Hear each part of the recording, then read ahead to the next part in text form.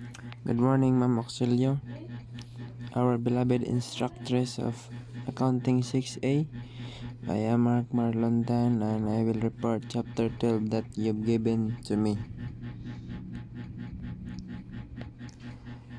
Chapter 12 is all about cost, volume, profit relationships. So, at this chapter, we're going to describe the concept and importance of cost, volume, profit relationship, and compute and explain the safety of break-even point and margin, construct and explain the break-even point, and state the assumption and limitation of CBP analysis, then prepare the profit volume graph, and so on. So CBP or cost volume profit relationships. There are basic cost volume profit analysis. So managers are constantly faced the decision about selling prices, variable costs and fixed costs, to be able to choose from among the alternative action. So among the most frequently questioned that required cost estimates and short-run decisions, which is how many units will be manufactured, what is the company's break-even sales, should the selling price be changed, should the company spend more on advertising and more, and so on. So let's proceed to the significance of cost volume profit management, CBP. So here are the 5 elements of organization by focusing on interaction between. So 1. Prices of product. 2. Volume or level activity within the relevant range. 3. Variable cost per unit. 4. Total fixed cost. Mix of products sold, which is number 5. So those that I mentioned above was the relationship may be established, contribution margin per unit or margin income per unit. So in this axis of unit selling price over unit variable cost, the amount each unit sold contributes toward, which is number 1, covering fixed costs, and number 2, providing operating profits. So there is a formula of how to get the CM per unit, or what we call contribution margin per unit. So we're going to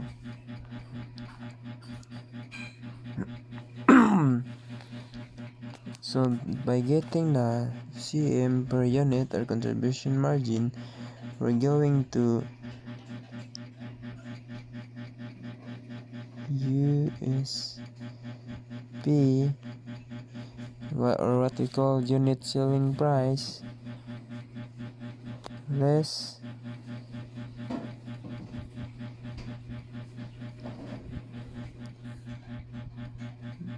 UVC, or what we call unit variable cost. So therefore you will get the contribution margin per unit. So let's proceed to contribution margin ratio. So this is the percentage of contribution margin to total sales. This ratio is computed as follows. So by getting the contribution margin ratio, we're going just to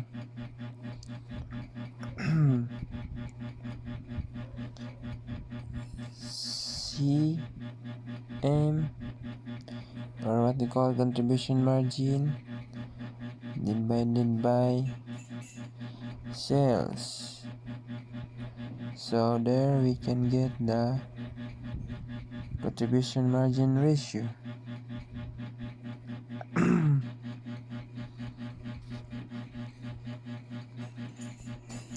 So let's proceed to CBP analysis, break-even planning. Break-even point units, how to get break-even points, total fixed cost, contribution margin per unit. To get the break-even point, you will just divide the total fixed cost, divide the contribution margin per unit, and you will get the break-even point. So let's proceed to analysis for revenue and cost planning. CBP analysis can be used to determine the level of sales needed to achieve desired level of profit. So to get the sales unit, you're going to total or add the total fixed cost and desired profit, and you are going to divide it contribution margin per unit, or there's another formula, sales the total fixed cost plus desired contribution margin ratio. And let's proceed to the graph. So there's the graph, you can see the graph, that TR total revenue line, FC fixed cost line. So there is FC and the TR total revenue line, and the TC total cost line, and the BIP which is at the center. Profit volume chart. So there's the, you can see the profit and loss, and there are so many assumptions and limitations, and comment. The analysis is valid for a limited range of values relevant and limited period of time. And comment, failure to observe these limits would lead to working with unrealistic data, and so on. So there's an illustrative problem here. Break-even point analysis, which is the sales 100%, 100 units at 100 peso per unit. So 100, so you're going to divide the, oh my goodness, wait a minute. So wait a minute, mom, I'm looking for the calculator, which is not the, so we're going to divide times the 100 units times 100 peso per unit. So there you can get the 10,000 pesos. So cost of goods sold, direct labor 1.5, direct materials 1.4, BFO back level factory head 1K, fixed factory overhead 500 pesos, and total of 4,400. So 10,000 plus, you're going to less it to get the gross profit. You're going to less the 4, so there you can get the gross profit. And just the same of what I've computed, and let's proceed.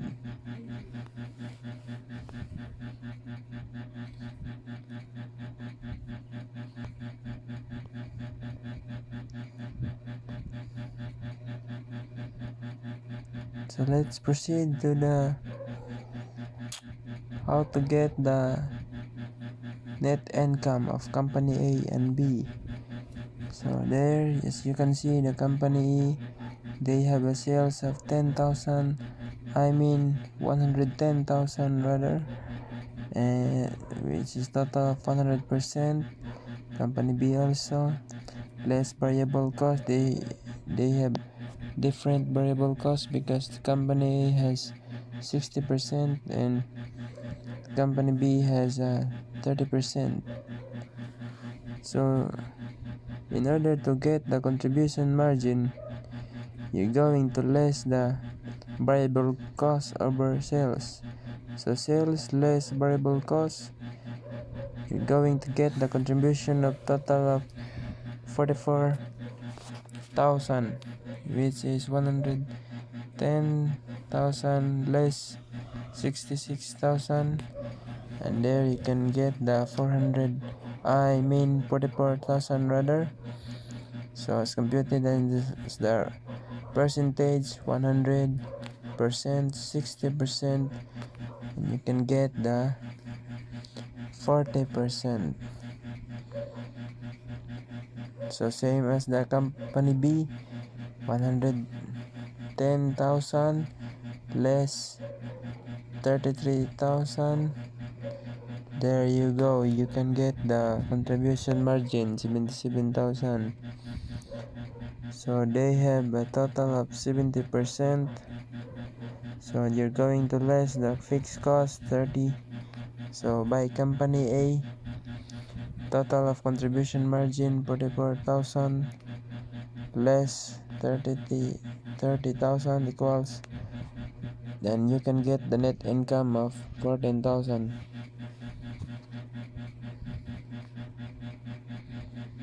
Same as company B, 77,000 less 60,000, which is the 60,000 is the fixed cost that has been less by contribution margin. There you can get the net income of 17,000 for company B.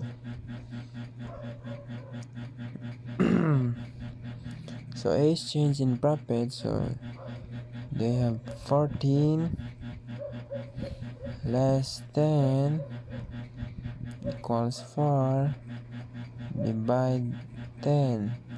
So there you go, you can get the 40%, so you get times 100. There you go, you can get the 40%. So same as the B, company B, change in profits, they have 17 percentage less 10 percentage